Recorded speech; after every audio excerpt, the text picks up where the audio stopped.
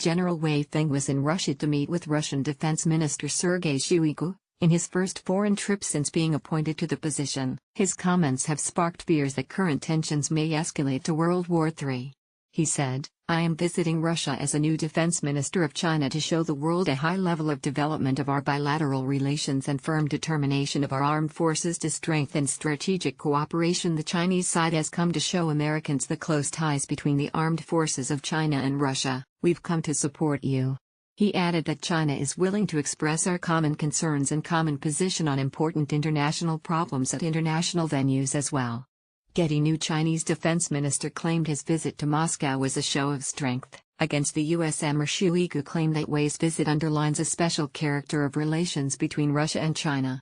The unequivocal show of support comes days after Russia announced that it had tested a new ballistic missile capable of hitting Florida. Earlier this week it announced it will expel 60 American diplomats and close the U.S. consulate in St. Petersburg in a tit-for-tat response to similar measures by the U.S.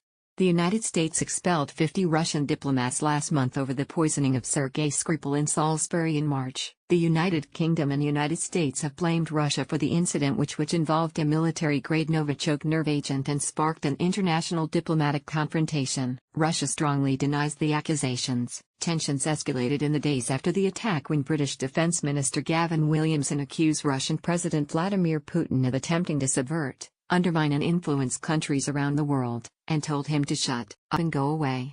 It later emerged that U.S. President Donald Trump had proposed a meeting between himself and Putin at the White House in a telephone call with the Russian premier in March. Trump told reporters that he expected to be seeing President Putin in the not-too-distant future.